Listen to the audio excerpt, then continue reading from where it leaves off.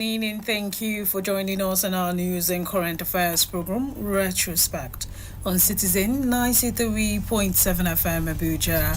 Retrospect is a complete package for the major news headlines that were not during the outgoing week. The news round is as expected to refresh your mind about last week while keeping you looking forward to the week ahead with the knowledge of the past. My name is Esther Musu. Thank you for joining us. We'll be right back after this break. Don't go away.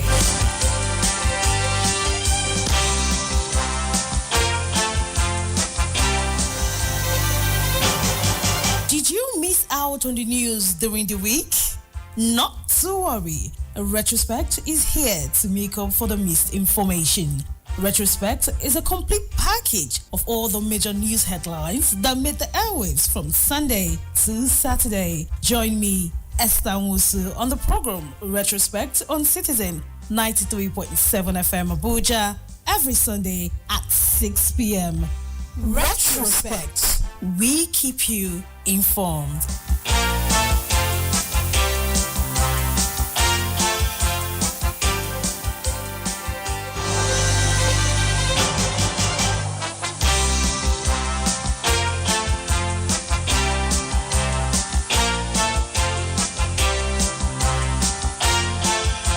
Welcome back. We start up from Sunday when the Ministry of Foreign Affairs announced that the federal government and the United Arab Emirates will reserve issues related to visa procurement for Nigerians seeking to travel to the UAE. The Minister of State for Foreign Affairs, Mrs. Bianca Dumego Ojukwu, made this known in a statement following the visit of Ambassador Salam Al-Shamis, the UAE ambassador to Nigeria. Odumego Ojukwu explained that the decision was made during a meeting with Ashamish. She acknowledged that Nigeria had faced difficulties in obtaining UAE visas, especially tourism visas. These challenges, according to her, persisted in spite of warm diplomatic relations and strategic partnership between the two countries. Also on Sunday, the Economic and Financial Crimes Commission said that over 50 billion naira recovered from fraudsters in 2024 was among the funds invested into the Nigerian Education Loan Fund. Report that this information is based on the FCC 2024 statistic report made available to reporters in Abuja. NELFON was established through the Student Loans Access to Higher Education Act 2024, signed into law by President Bola Ahmed Tinubu on April 3rd last year. The initiative is a program established by the federal government of Nigeria to break financial barriers in higher education. In its report, the Anti-Graft Agency described its activities in 2024 as its greatest achievement, especially its large single-year asset recovery since its establishment in 2003.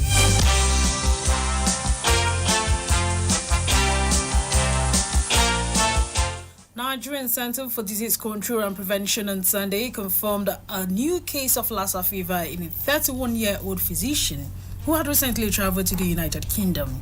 The NCDC Director General Dr. Jide Idris disclosed this in an interview with newsmen on Sunday. Idris stated that the patient who was diagnosed in Ondo State unfortunately succumbed to the disease before the test results confirming the infections were available.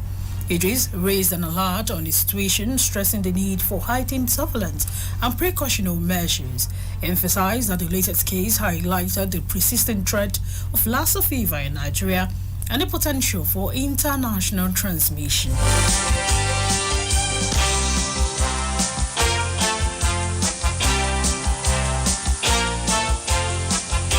Away from that, the National Identity Management Commission on Sunday signed a memorandum of understanding with the Nigerian Education Loan Fund to commence the rollout of multi-purpose government two-people cards to students aimed at enhancing access to loans and administration. The MOU for the groundbreaking initiative was signed by the Managing Director of NEL Fund, Akintunde Soya, and the Director General of the National Identity Management Commission, Engineer Bosoya Koka Otuse, alongside the Managing Director of Data Mining Company, Mr. Femi Akande, at NEL Fund headquarters in Abuja. According to a statement, the National Identity number enabled G2P card payment, enabled and allows students to access their upkeep loans directly without necessarily waiting for banks, noting the student could use the card to access different electronic services, including point of sales, automated teller machines, and web payment, amongst others. In his brief remarks, the managing director of the fund, Akintunde Soya, described the MOU as a groundbreaking event to drive financial inclusion and promote transparency and accountability through the deployment of government-to-people cards.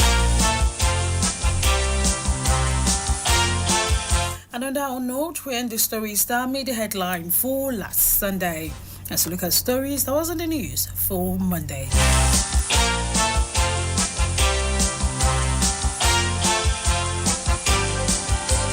On Monday, Supreme Court of Nigeria has reserved judgment in an appeal filed by the embattled Secretary of the People's Democratic Party, Samuel Anyanwu, challenging his sack from office. Anyanwu in the appeal is seeking to set aside the judgment of the Court of Appeal Enugu, which upheld the federal government's Federal High Court judgment to remove him as Secretary of the party. In a 10-ground appeal filed through his counsel, Ken Nzemzi, Anyanwu prayed the Apex Court to allow the appeal and overturn the decision of the lower court. Listed as respondents in the appeals are Nago Emmanuel, Elia Damagam, National Chairman, and Ali Odefe, National Vice Chairman, South East Zone PDP, as first to fourth respondent, respectively.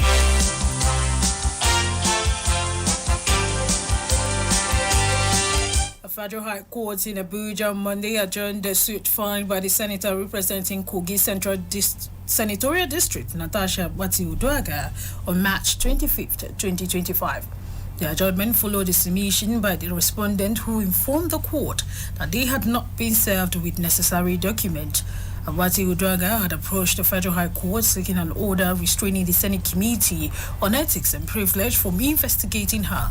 Delivering a ruling on application on March 5, 2025, the trial judge, Justice Obiore Gwati, barred the committee from proceeding with a probe.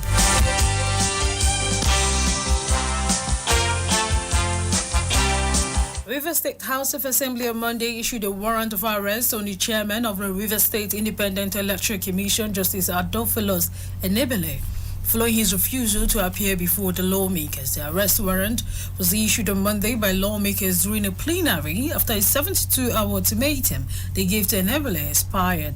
Lawmakers on Friday last week renewed the ultimatum from 48 hours to 72 hours to enable the Arabodirek move balls to appear on the floor of the House to answer questions on circumstances that surrounded the nullified October 2024 local government election. Enebele was expected to appear alongside other Rex commissioners but failed to do so. The boss and his commissioners, however, filed a suit at the State High Court challenging the resolution of the lawmakers.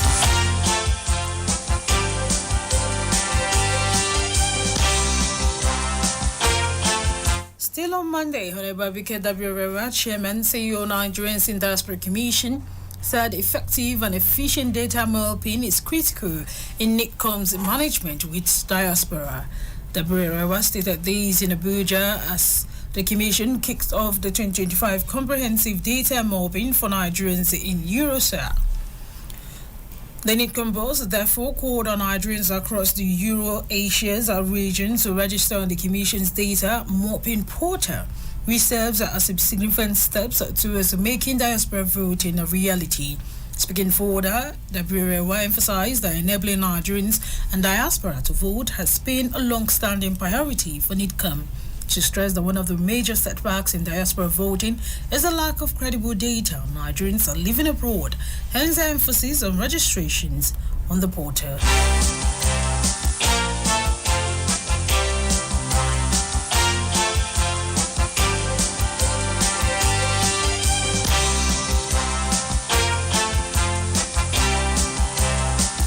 And on that note, let's look at stories that was in the news for Wednesday.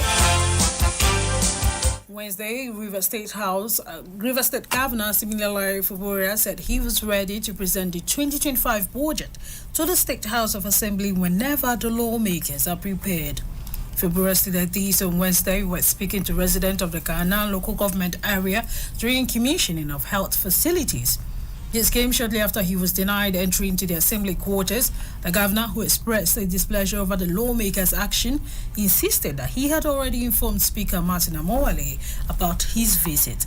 He said he had gone to present the budget as directed by the Assembly following Supreme Court's ruling on February 28, 2025.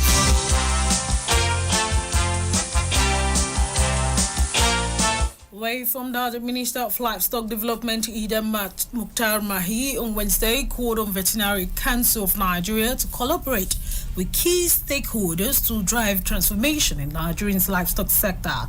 The minister made the call while inaugurating the 12th board and newly elected principal officers of the Veterinary Council of Nigeria in Abuja, according to a statement by the Director of Information and Public Relations of the ministry, Benjamin Gonga. The minister stated that achieving radical change in the livestock sector requires transformation in critical areas such as peace building, feed and fodder development, capacity building, disease-free zones, and research and development.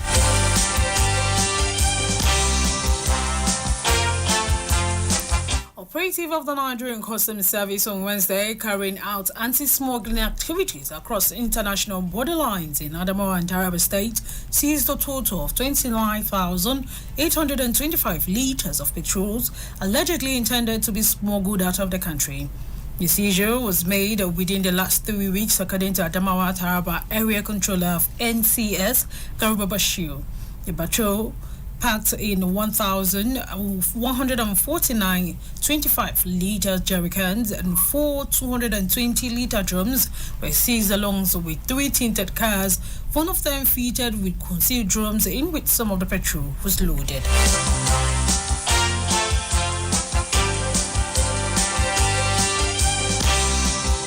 Police Service Commission on Wednesday warned that it will no longer tolerate the prevailing authority in the conduct of officers and men of the Zone 13 Police Headquarters in Ukpo, Anambra State.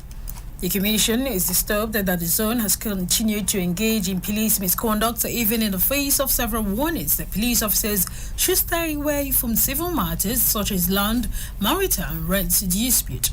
The Commission finds this development shameful and notes that all the officers involved in this serious act of misconduct will face Commission's disciplinary actions. You are listening to Retrospect on Citizen 93.7 FM Abuja. We'll be right back after this break. Don't go away.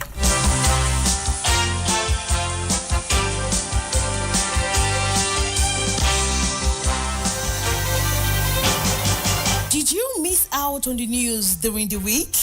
Not to worry. Retrospect is here to make up for the missed information. Retrospect is a complete package of all the major news headlines that made the airwaves from Sunday to Saturday. Join me, Esther Musu, on the program Retrospect on Citizen 93.7 FM Abuja every Sunday at 6 p.m. Retrospect. We keep you informed.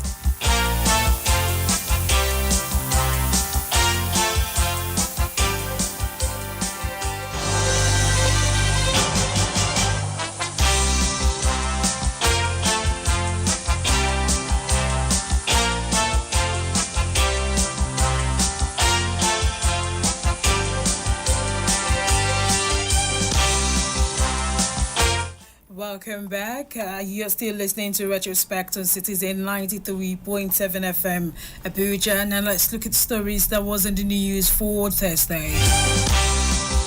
On Thursday, the Senate passed a vote of confidence in its president, Senator Godswill Akpabio. The vote of confidence in Akpabio was passed unanimously during Thursday's plenary, following a motion moved by Senate Leader Bayemi Bamidele and seconded by Deputy Minority Leader Olalere Oyewumi.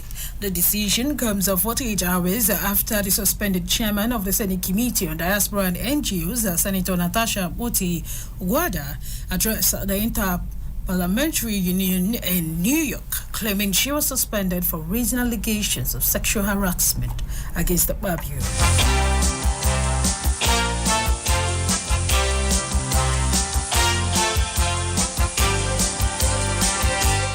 On Thursday, the Infrastructure Concessions Regulatory Commission says plans are ongoing to fast-track constructions of Daisy Hausa Dam through public-private partnership. A statement issued by Ifeanyi Nwoko, the acting head, Media and Publicity, ICRC, on Thursday in Abuja, said this was the focus of a meeting between the Commission, the Ministry of Water Resources and Mainstream Energy Solutions Limited. Nwoko said the long overdue project would serve as a buffer against devastating floods caused by excess water released from the Lacto Dam in Cameroon. He said that the Daisy Hausa Dam, which was originally planned in the 1980s to complement the Cameroon's Lacto Dam, had remained stalled for over 40 years. According to him, under the administration of President Bola Tinubu, efforts are now ongoing to fast-track its constructions through a PPP.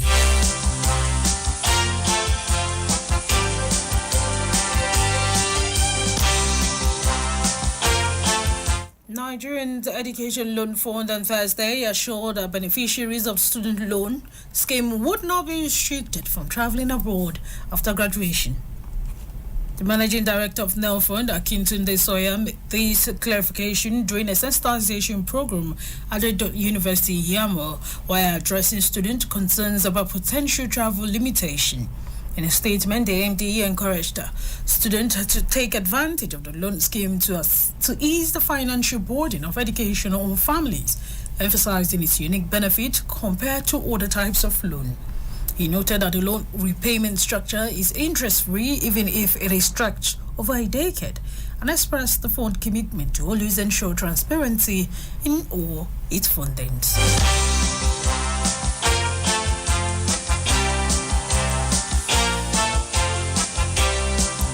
Away from that, Babike Daprewa, Chairman, CEO, Nigerians in Diaspora Commission, on Thursday highlighted the critical importance of implementing a labor mobility law in Nigeria.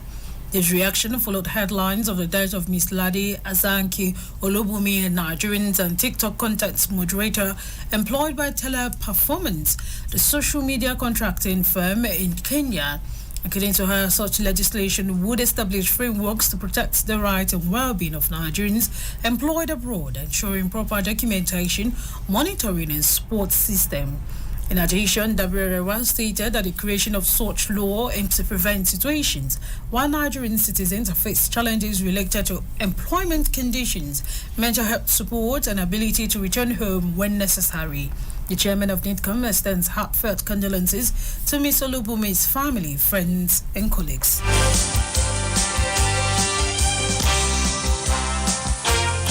Away from that, Justice James Imotosho of the Federal High Court in Abuja on Thursday dismissed the suit seeking to stop Minister of FCT Nyesom Wike and the Abuja Environmental Protection Board from arresting and prosecuting commercial sex workers in Abuja.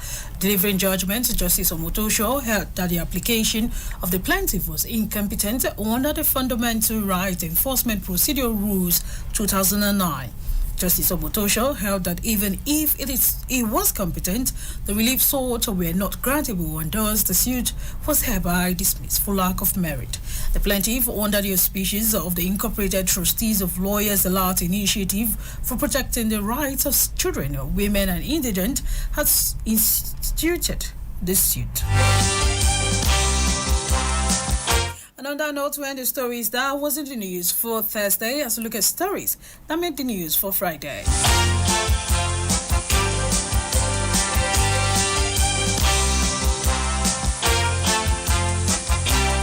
On Friday, the Minister of Foreign Affairs rejected recent reports alleging targeted killing of Christians in Nigeria. The federal government described the report as part of a misleading campaign aimed at influencing foreign government to designate the country as a country of particular concerns due to violence against Christians. This was contained in a statement signed by the acting spokesperson for the ministry, Kemebe Befi, on Friday. According to a report, the United States House Foreign Affairs Subcommittee in Africa authorized President Donald Trump to impose sanctions on Nigeria due to the alleged widespread killings of Christians and escalating religious violence within the country.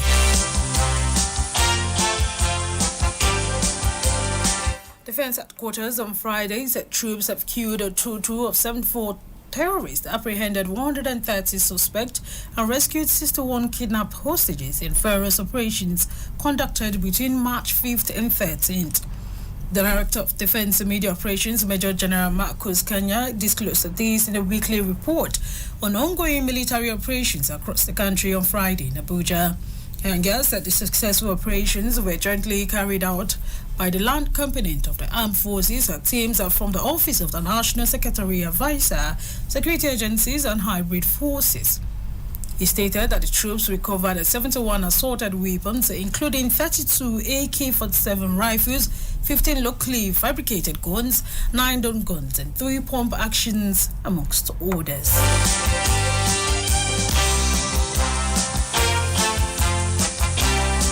Still on Friday, the Rivers State House of Assembly adjourned its sitting indefinitely. The decision to adjourn legislative duties indefinitely was reached during a plenary presided over by the Speaker Martin Amoli in Port Harcourt on Friday. The development comes hours after the state governor Siminalayi Fubura wrote to the Speaker, informing him of his intention to visit the House to present the 2025 appropriation bill for consideration and approval. The governor, in a letter dated March 13th, an address to the Speaker, Martin Amoli, said he intends to present the budget on Wednesday, March 19th, 2025, or any other day within March that the House may deem fit.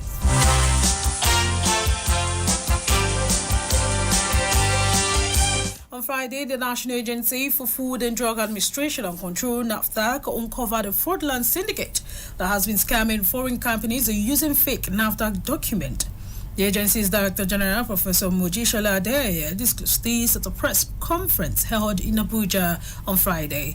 The prime suspect, Mr. Ikoro Ifedu, a native of Ambamba village, Abaribe in Ohafia local government area of Abia State, was arrested on February 7, 2025 in Abia State.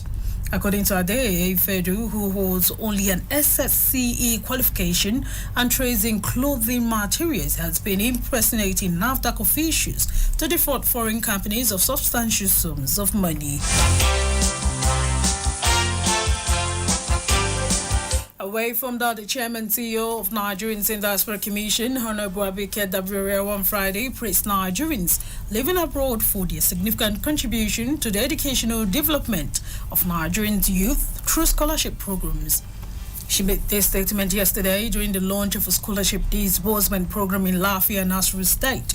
The initiative, spearheaded by Zumto Association USA, aims to support undergraduate students pursuing degrees in engineering, medicine, and computer science across various Nigerian universities. Representing the NICAN chairman at the event, Mr. Abiodun Akimbi, the head of programs development at the commission, emphasized the supporting young Nigerian students is an act of volunteerism and giving back to society. He highlighted the importance of harnessing opportunities in education and entrepreneurship to drive sustainable development. The Bureau further noted that the effort of Zumto's association aligns with President Bola Ahmed Tinubu's renewed hope agenda, particularly in fostering socio-economic growth and empowering Nigerian students. And on that note, we end the stories that was on the news for Friday as we look at more stories that wrapped up the week on Saturday.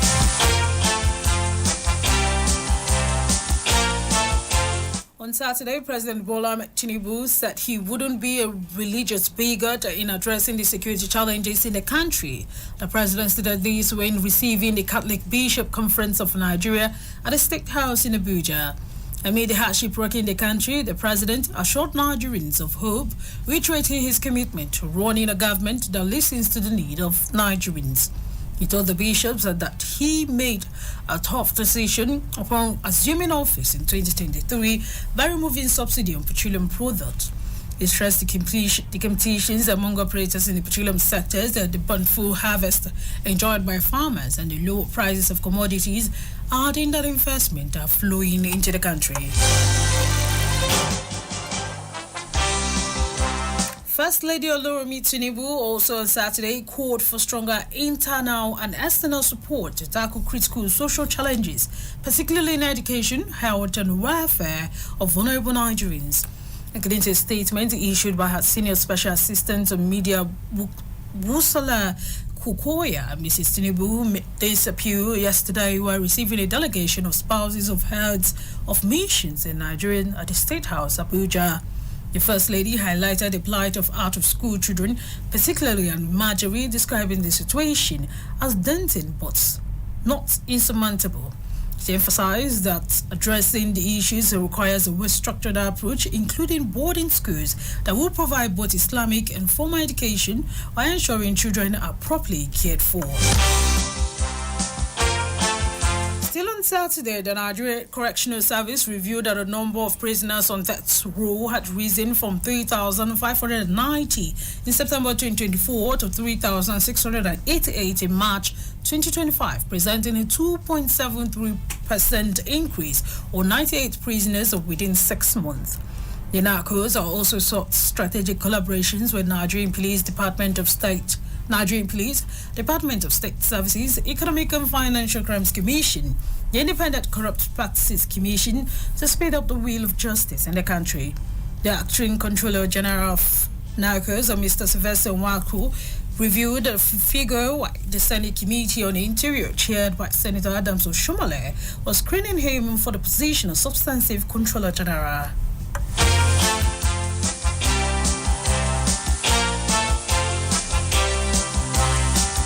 And that's our package on the program, Retrospect on Citizen 93.7 FM Abuja.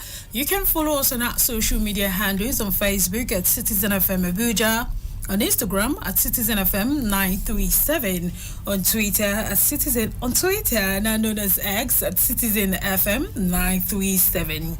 You can also check us out on our website at citizenfm.ng. Let's make it a date, same time next week on Retrospect.